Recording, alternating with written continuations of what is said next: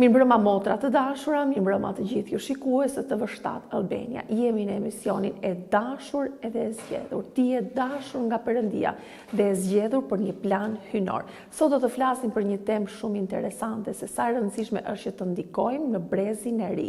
Dhe sot do të flasim për diçka që është përtej më shumë se sa një zgjedhje, po është një thirrje. Sot e kemi privilegjin që të kemi një mysafire shumë të veçantë. Kam të ftuar në studie Blendona Cakollin, e cila është drejtoresha e lëvizjes studentore Fara e Mirë, një shërbes që po prek dhe po formon jetën e shumë studentëve në Kosovë. Blendona, mirëmbrëma dhe faleminderit që je pjesë në emisionin tonë. Mirëmbrëma Ina, faleminderit për ftesën. Mundet një prezantim të shkurtër për ata që nuk të njohin? Po, ashtu siç edhe ju më prezantuat, po drejtoj lëvizjen studentore Fara e Mirë në Prishtinë. Jam gjithashtu anëtare e Bashkësisë Ungjëllore të Mesisë në Prishtinë. Aty shërbej me tinigjerët edhe ndihmoj kishën me çfarëdo nevoje që kanë. Më pëlqen me punu me tric, me tinigjerët, me i ndihmu njerëzve. Si lindi në zemrën tënde dëshira për të shërbyer përmes një pune konkrete? Do me thënë lindi si një shërbes që ishte kjo eksaktësisht një punë konkrete? Po, realisht unë në punën që po bëja në të kaluarën, mendoja që nuk po jap maksimumin tim. Mendoja që jam e mbyllur edhe nuk po munde me i shfaq talentet edhe dhuntit që Zoti më kishte dhënë. Doja një punë të shërbeja atij, doja një punë që të kem ndikim në një gjenerat të re, doja një punë ku flet për dashurinë e Zotit edhe një punë ku t'jep mundësinë me taku njerëz të ndryshëm nga vende të ndryshme. Me pak fjalë mendoja që dhe doja në fakt të shërbeja Zotit edhe t'i përdorja dhuntitë dhe talentet që ai më kishte dhënë. Po, duhet të ndalemi pak në këtë pjesë që u lute konkretisht për një punë. Dhe më thuaj si erdhi ai momenti kur u shfaq në jetën tënde apo t'u propozua, do me thënë një punë e tillë, konkretisht ishte një punë, pra shërbesa, që për ty është një shërbes, si një shërbes. Po, unë kisha fillu me u lut, që të cek edhe ti marrët për një punë të re, edhe në fakt kur më është ofru si mundësi të shërbeja me shërbesën me studenta, ka qenë njëri prej pastorëve të Gjilanit, ai ka qenë personi i parë që më ka ofru këtë shërbes. Edhe në fakt kur ai më ka thonë që hey, është një mundësi e re, një shërbes e re me punu me organizatën që e mban emrin International Fellowship Evangelists of Students, edhe po doj me fillu diçka tre në Kosovë, me ju shërby studentave pasi që ka nevojë dhe siç e dim që Kosova ka numrin më të madh të gjeneratës së re. Në atë momenti kur ai më propozoi, patjetër që u ndjeva shumë e lumtur, por në anën tjetër isha duke thënë vetë me vete, po Zot më të kam kërkuar një punë, por nashta që kjo është një mundësi shumë e madhe për mua.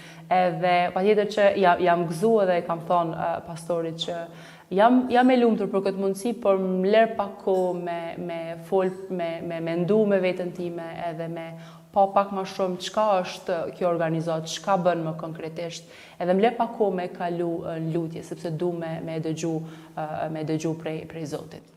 Ishe shumë e lumtur sepse mendoje impaktin që mund të kishte një brez i ri, apo edhe ishe e lumtur sepse e pe thjesht që ishte një gjenerat e re edhe do të punoje me ta?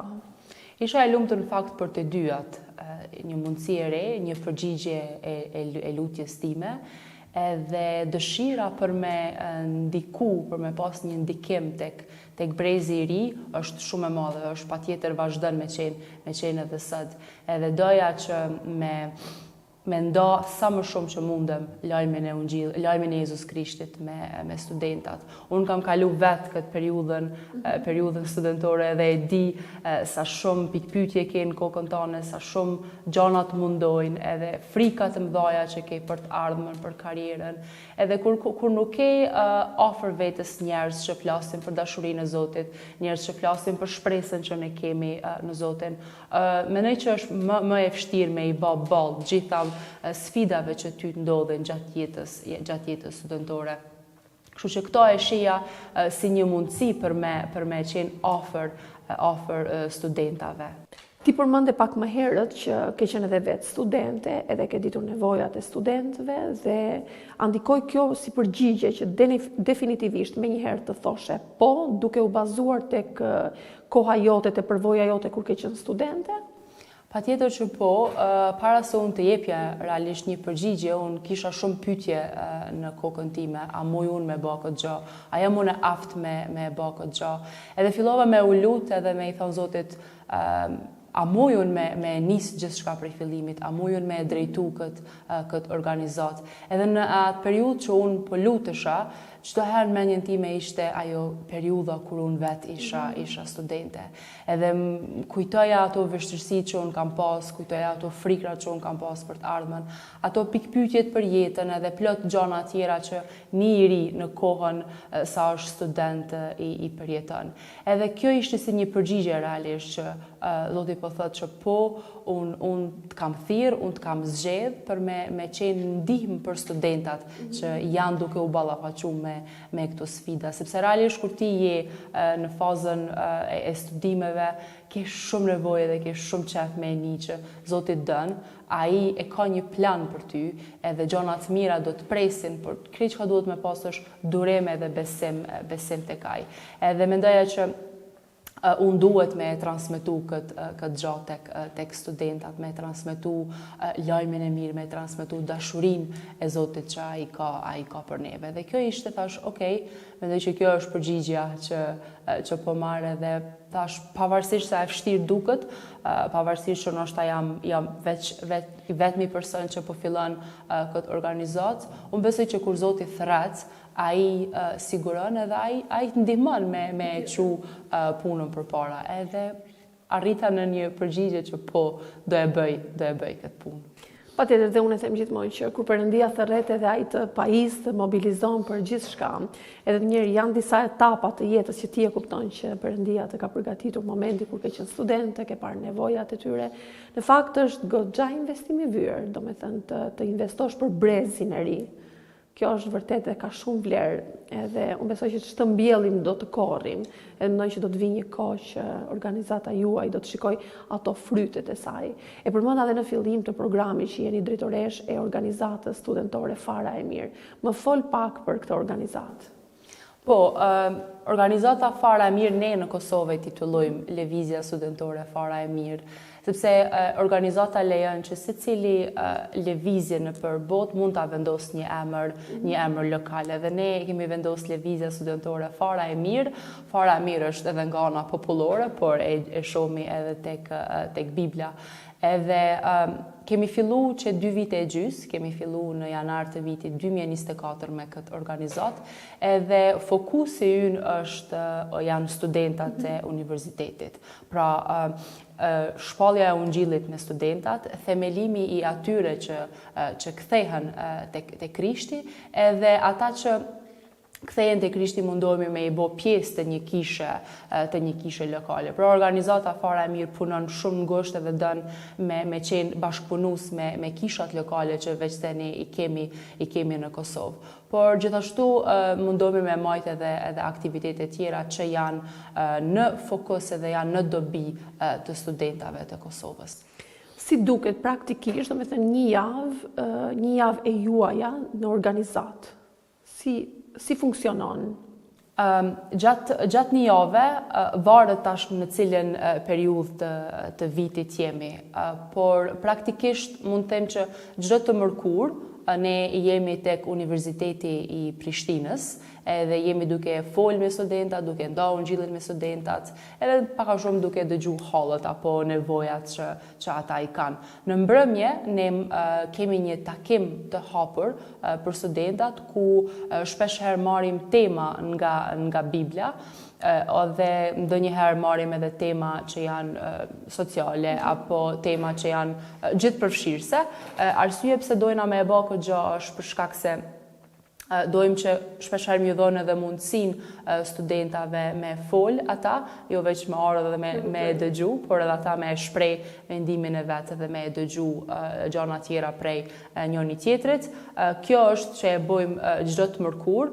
Aktivitete tjera kemi çdo herë një aktivitet për Pashkën, kemi një aktivitet për Krishtlindjen, kampët gjatë sezonës verës, edhe gjithashtu mojmë seminare që janë në dobi për studentat. Mundohemi paka shumë me kriju një ambient ku secili student që vjen ndihet i dashur, ndihet i pranuar ashtu qysh është, sepse ne besojmë që Perëndia e ka kriju secilin person në mënyrë të mrekullueshme, edhe ne jemi veprat e tij, edhe secili është i vlefshëm. Që dojna me kriju një ambient komfort, një ambient të rehatshëm për secilin student. Por patjetër gjatë tjetër është, ne jemi gjithashtu shumë të hapur me pas takime individuale me studentat, sepse nga njëherë jo çdo herë është gati me ardhur në një grup, por ndoshta ka qef me u taku në mënyrë individuale, kështu që patjetër ne jemi shumë të hapur me pas një takim, qoftë një kafe, qoftë një drekë apo një diçka tjetër. A keni parë shumë studentë që kanë qenë të interesuar deri në këtë kohë? Ka studenta që në numër nuk mund të them, sepse ndonjëherë në takime kemi një numër të madh, ndonjëherë kemi një numër të vogël, por ka interes që dojnë me di, dojnë me dëgju, edhe janë të hapur me mësu gjana të reja. Deri tani në këtë fazë, domethënë keni parë studentë që kanë marrë pjesë, e kanë bërë hapin tjetër që janë bashkuar një kishë lokale? Deri tani akoma jo. Akoma jo. Kemi që jemi duke punu, jemi në fazat që fillestare le të themi, por që ka bërë hapin edhe është bërë pjesë një kishe lokale akoma jo. Po lutemi që kjo gjallë të ndodhë, unë besoj që do të ndodhë, por në kohën e Zotit, jo në kohën kur ne vendosim. Patjetër, është gjithmonë koha e Zotit, është koha më e mirë. Përmendni që keni kampe verore dhe përmendni që keni, domethënë që blidheni gjatë kohës së organizoni diçka të veçantë, gjatë kohës së Krishtlindjes edhe të Pashkës. Duke referuar që janë student, a përsëri ka një interes edhe në kohën, domethënë kur janë kampet verore që i bie që është koha korriku, gushti, kur edhe pse duhet të largohen nga shkolla, domethënë përsëri ka interes? Gjatë kohës së verës, në fakt po, për gjatë kohës kur ne mbajmë kampet, ka interes.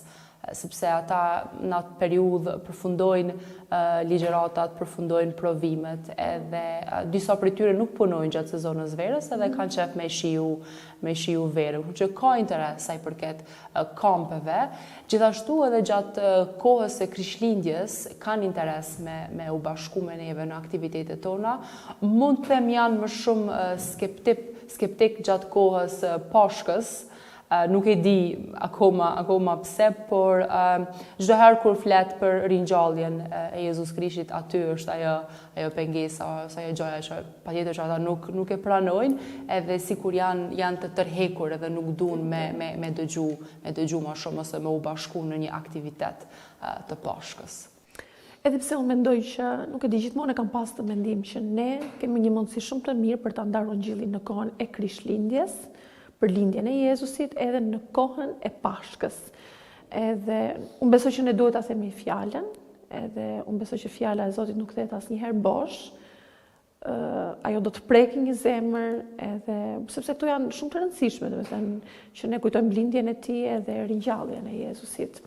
Blendona, për te i projektit që keni për Krishtlindje edhe për Pashkë, keni një projekt tjetër që organizoni? Po, ne e kemi edhe një projekt, në fakt që e mbajmë gjatë kohës së Krishtlindjeve, java e 2 e dhjetorit, edhe projektin e titullojmë Përtej dhuratës.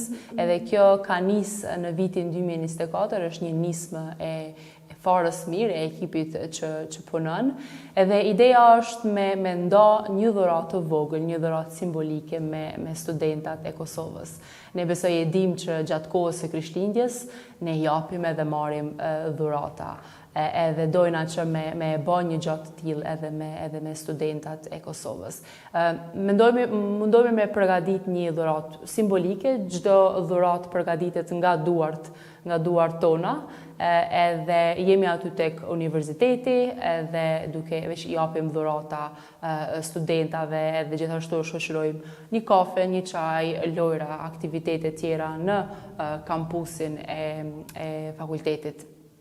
Edhe pse i kemi titullu në fakt për te dhuratës, është një histori në vetvete, sepse zakonisht vendosim një libër ose vendosim një broshur ose një kartolin që donë që e tërhek vëmendjen e studentit me kuptu akoma më shumë. Për shembull, vendosim një kartolin ku shpjegojmë çka është Krishtlindja, pse ne festojmë Krishtlindjen edhe ato që Zoti ka bë për neve. Pra mundohemi me gjetë një rrugë, një mundësi që kur një student e pranon një dhuratë, nuk mbetet vetëm një dhuratë, por është një diçka më e madhe, është një diçka përtej asaj dhuratës. Pra është ajo që kupton që Jezusi dhe veprën ai që e ka bë për neve. Për këtë arsye e kemi titullu për te dhuratës, është diçka më e madhe që të prat. Po, keni kush është vizioni jot për të rinjtë e Kosovës?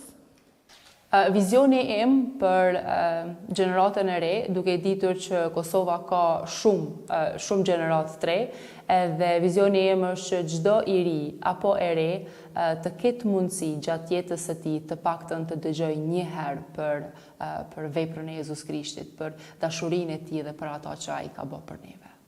Pse duhet që një i ri apo një e re ta dëgjojë të paktën një herë në jetë Ungjillin? Unë besoj që në këtë periudhë të jetës, kur studentët janë, është e rëndësishme me e dëgju Ungjillin, është e rëndësishme me e dëgju për dashurinë e Zotit. Edhe ne si organizat, pra ne e hedhim farën tek studentët. Edhe ai do të kaloj, ai ose ajo do të kaloj etapat ndryshme të jetës, ndoshta do të krijoj një punë tjetër ose do të ndodhen gjëra të ndryshme gjatë jetës së tij, por besoj që prap do të jetë një mënyrë apo një tjetër kur ai prap do dëgjoj për këtë Jezus që ka dëgju gjatë kohës kur ishte student. Pra, ne e hedhim farën, ne e mbjellim farën dhe dikush tjetër e ujit, pasandej mas viteve apo një kohë tjetër do të shohim frytet të punës që kemi bërë gjatë kohës tonë.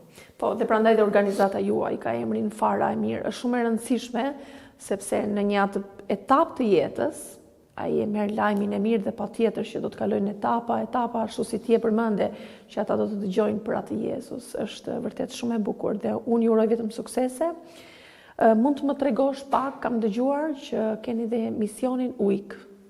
Është një mision që e organizoni, a mund të flasësh më shumë pak për këtë mision? Po, në fakt, Mission Week, apo në shqip java e misionit, ka ndodhur për herë të parë këtë vit, në periudhën mars edhe prill. Ideja është që ti fton një grup studentav prej vendeve të ndryshme të botës, edhe ata vinë tek vendi yt edhe të ndihmojnë me organizimin e javës së misionit. Çka bëhet në këtë javë të misionit është jemi çdo ditë tek universitetet duke nda Ungjillin me studentat. Edhe takime tjera në mbrëmje, aktivitete tjera në mbrëmje. Këtë vit ne kishim një grup prej 9 studentash prej Britanisë të Madhe, edhe ata qëndruan me neve për 5 ditë, edhe ishim tek kampusi në Prishtinë, gjithashtu edhe në Gjilan kemi shku këtë vit. Edhe çdo ditë nga 3 orë, 4 orë kemi qenë atu tek universiteti, duke folë me studentat, duke nda Ungjillin me studentat.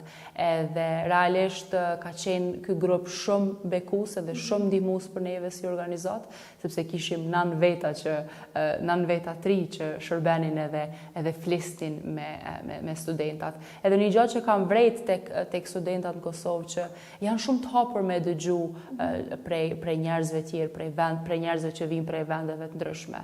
Edhe për me ka qenë një kohë bekuese ku lutja jo në fakt ka qenë që Perëndia me e drejtu hapat tonë, edhe realisht kena pa dorën e Zotit gjatë kësaj jave misionuese. Edhe patjetër ka qenë domethënë si një kohë freskie edhe për ju. ka pasur një moment, do me thënë, kur ke parë dëshmitën të një studenti që vërtet është prekur nga kjo shërbes?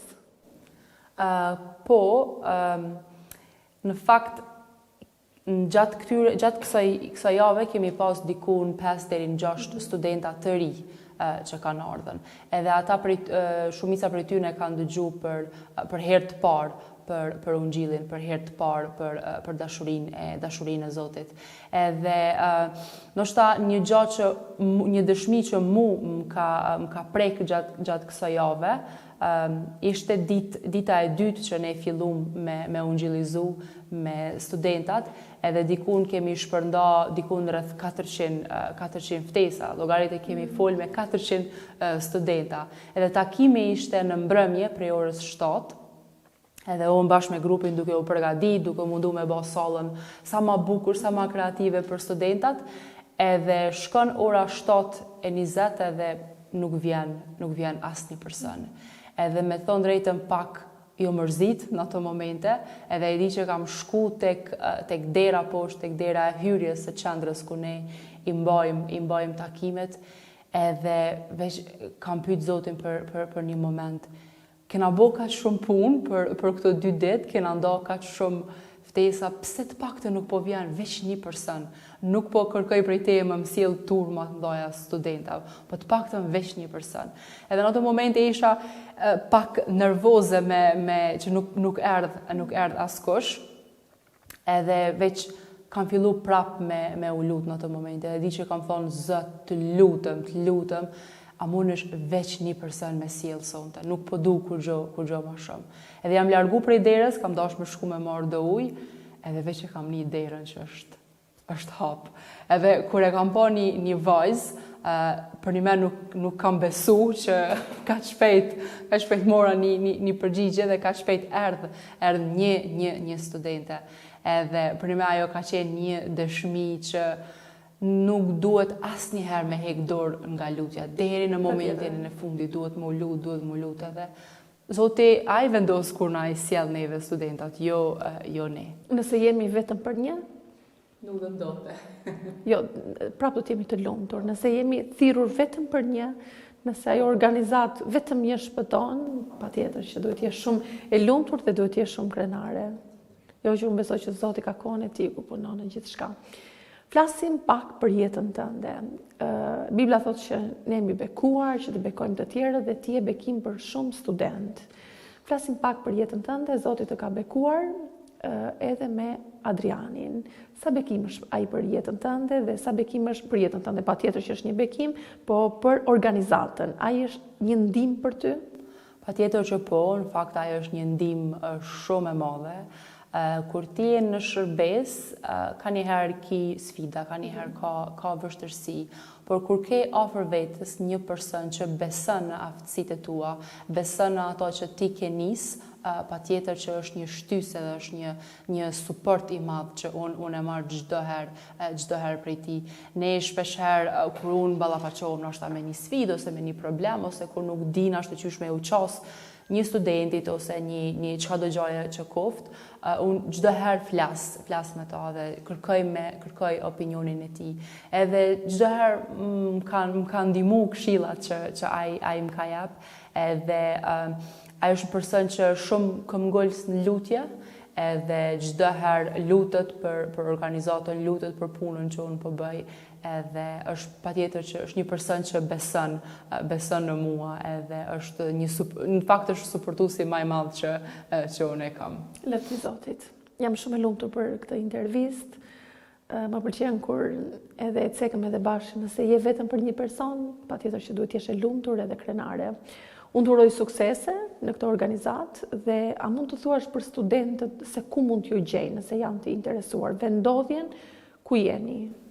Po, ne tani këto 2 vite kemi qenë të fokusuar në Universitetin e Prishtinës. Nuk është që kemi një lokal personal të organizator, përdorim një qendër tjetër që është rrugës për Tokbashkë. Aty jemi çdo të mërkur prej orës 6, por kemi edhe rrjete sociale, Instagram, TikTok, ku mundeni me na gjetë me emrin Fara e Mirë, edhe çdo të mërkur jemi tek Universiteti i Prishtinës prej orës 11 deri 1 deri 2 varësisht nga koha. Faleminderit shumë Lendona për këtë intervistë. Unë besoj që vërtet, ashtu si të thash në fillim të emisionit, është goxha investim të investosh mbi brezin e ri. Është vërtet bekim edhe unë lutem që Zoti të t'japi hir edhe favor me çdo student.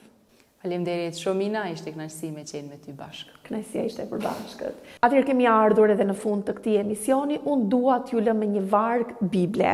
Askush të mos e përçmoj moshën tënde të re, por bëu shembull për besimtarët në fjalë, në sjellje, në dashuri, në frymë, në besim dhe në pastërti. 1 Timoteu 4:12. Zoti ju bekoft, do të shihemi përsëri të dielën tjetër në po të njëjtën orë këtu në emisionin ton e dashur dhe e zgjedhur. Deri atëherë, Zoti ju bekoft. Natën e mirë.